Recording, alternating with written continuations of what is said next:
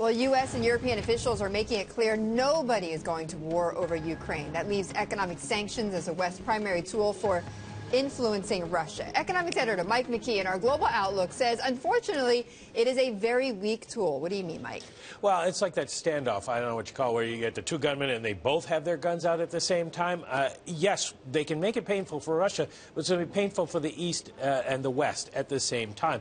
Take a look at what I mean here. Here's Russia's trade situation. The EU exports 27% of GDP, really matter, but the EU is their biggest trading partner on both sides of the ledger, so they could pressure the Russians with trade sanctions, but it's going to hurt the EU just as much. It's one of the reasons you're seeing Germany so reluctant to act here. And you can see that the U.S. barely registers as a trade partner with the Russians, so they really don't care what we're thinking.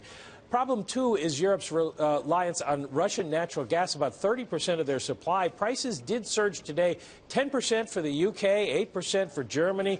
But down the road is before this has any effect, because there was a very mild winter in Europe this year. Gas stocks are full, so it's not a major pressure point at the moment. There's talk of freezing Russian oligarch bank accounts. That's tough as well, because you've got to prove that they had something to do with this situation. Europe is not anxious to antagonize the Russians at this point. No, they have a lot at stake, as you just point out, Mike. But we've seen this market reaction, which has been punishing. I mean, how much can Europeans withstand if they see markets continue to tank? Well, on the Russian, it's the same question for the Russians, because we saw the MySex index down quite a bit today, a big drop there, capital fleeing, and you can see that in the ruble.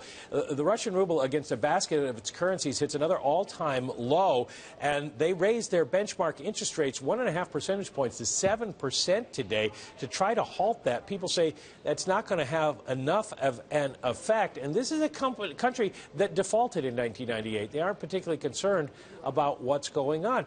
And on the other side, as you mentioned, European markets are down, and European banks with exposure to Ukraine really getting hit as well. SocGen, Raiffeisen, these are banks that either own subsidiaries in Ukraine or have a big exposure to Russia, and they're being hurt.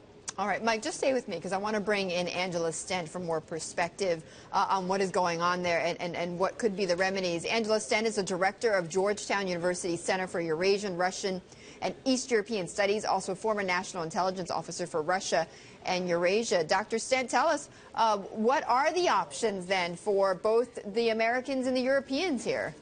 Well, they really aren't very great, as we've already heard. Yeah. I mean, from the U.S. point of view, we don't have much of an economic relationship with Russia. We do have the possibility of, freezing different officials, not only oligarchs, but different officials' bank accounts, making it difficult for people who own property in the United States to come here, and, visa bans.